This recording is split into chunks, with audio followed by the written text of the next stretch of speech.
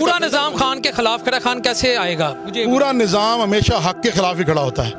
अगर ये आप बात करेंगे तो फिर 72 जो थे ना, वो 72 थे, सामने 20,000 थे। फिर वोट तो 20,000 को ज़्यादा पड़े। अगर इलेक्शन की बात है तो फिर 20,000 जीत गए हुए थे। फिर 72 को आप कहते नौज़ बिल्लाह मिन ज़ालिक इमाम हुसैन हक पे नहीं थे। बात कम ज़्यादा की मत देखें, बात हक की करें। खान साहब तब्दीली कैसे लाएंगे? खान साहब तब्दीली सिर्फ शऊर से लाएंगे। उनका काम है शऊर देना। नबी पाक सल्लल्लाहु अलैहि वसल्लम की ज़िंदगी खुद बहुत थोड़ी सी थी जो उन्होंने नबूवत के वक्त में गुजारी। शऊर दिया, खुलफाए राशिदीन ने निज़ाम बनाया बाद में। देखिए, शऊर असल चीज़ होती है। तब्दीली ऊपर से सिर्फ क्या आती है? ऊपर से तब्दीली ये आती है कि वो आपको इल्म देता है, शऊर देता है, समझ देता है। खान साहब की मेरे मुताबिक ड्यूटी ख़त्म हो चुकी है। वो अपना काम कर चुके हैं। इस एक साल में जिन्होंने जितना उन्होंने एक्सपोज करना था ना इस निज़ाम को, इससे ज़्यादा और एक्सपोज नहीं होना। अगर आप कहते हैं कि अभी भी कुछ और जानना है तो फिर आप रहने दें, जानने की ज़रूरत नहीं है। फिर आप इसी तरह ग़ुलाम गुजरते रहें और ख्वाब देखते रहें कि मुझे भी वहाँ का नेशनलिटी मिल जाएगी अमेरिका की, मैं वहाँ जाके नौकरी कर लूँगा, मैं थर्ड सिटीज़न बन जाऊँगा। यही ज़िंदगी रह जाएगी। यहाँ कोई ज़िंदगी नज़र नहीं आती। लास्ट क्वेश्चन आपके बाद है, फैमिली को क्यों लाए इस खतरे में? फैमिली को इसलिए लाए कि इनको आज ये बीज रखूँगा, बुनियाद दिखाऊँगा इनको कि बेटा हक वाले के साथ खड़ा होना है ज़िंदगी में, हक वाले के साथ खड़ा होना है। फैमिली तो जिंदगी तना खतरे और नहीं सर, ज़िंदगी कितनी की ज़िंदगी होती है? मुझे बताएं कितनी की ज़िंदगी होती है? सबसे मासूम पिछले दिनों में ज़िले शाह था। आप और मैं तो सियाने अपनी रोटी भी कमाना जानते हैं। उसको क्या हुआ? चला तो वो भी गया, चला तो वो भी गया जनाब, चला इन्होंने भी जाना है। तुर्की के 30 सेकंड में भी बड़े लोग चले गए हैं। मैं खुद खान साहब का नकाद रहा हूँ। कुछ चीज़ों पे मैं उनके अगेंस्ट नहीं खड़ा हो सकता। एक नामूसी रसालत के ऊपर शख्स का जो किरदार रहा उसमें मैं उसके खिलाफ नहीं खड़ा हो सकता। मैं इतना बड़ा लेन नहीं बन सकता कि मेरे सामने कोई कलमा पढ़ रहा हो और रसालत को खातमुन नबीन कह रहा हो, रसूल पाक सल्लल्लाहु अलैहि वसल्लम की ज़ात को, और मैं कहूँ नहीं ये यहूदी है, ये काफिर है, ये जुर्म मैं नहीं कर सकता। दूसरी चीज़, मेरे बच्चों को उसने एक यकसा निसाब पे लाने की कोशिश की कि अमीर का गरीब का बच्चा एक निसाब पढ़े, फिर जो आगे दौड़ में आगे निकल जाए।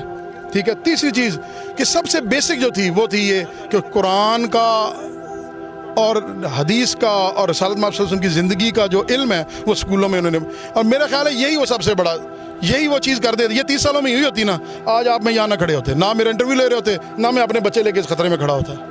हकीकत जाने सिर्फ हमें कुरान का इल्म मिल जाए ना, मेरे बच्चों को पहली क्लास से कलमे से लेके कुरान के आखिरी पारे तक आप वो समझा दें, पढ़ा दें। किसी इमरान खान की, किसी नवाज शरीफ की, किसी की हमें ज़रूरत नहीं है, क्योंकि हमारा दीन एक मुकम्मल दीन है।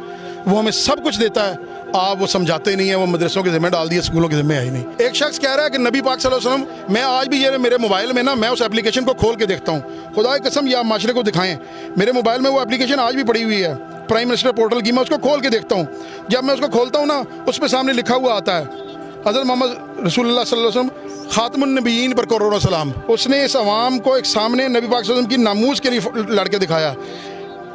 हमें नहीं चाहिए भीख जनाब, भूख काटेंगे। नबी पाक सल्लल्लाहु अलैहि वसल्लम की ज़ात ने भी अपने पेट के साथ पत्थर बांधे हैं, हम भी बांध लेंगे। सुन्नत करनी तो वो वाली करें। ये खौफ खत्म, सर खत्म, खौफ खत्म बेटा, बिल्कुल खत्म, बिल्कुल खत्म, कोई खौफ नहीं। रात इधर 12, 1, 2, 3 बजे हम अपनी अफ्तारी और सहरी का सामान साथ लेके आए। हर बच्चे के बैग में उसका सहरी अफ्तारी का सामान मौजूद है। ये सब कुछ सहरी अफ्तारी का सामान हम लेके आए हैं। हाँ जी, हम रेडी हैं, वी आर हियर। पापा के साथ आते खौफ नहीं आया? नहीं, बिल्कुल नहीं आया। सिर्फ अल्लाह से डरते हैं, सिर्फ अल्लाह से बस।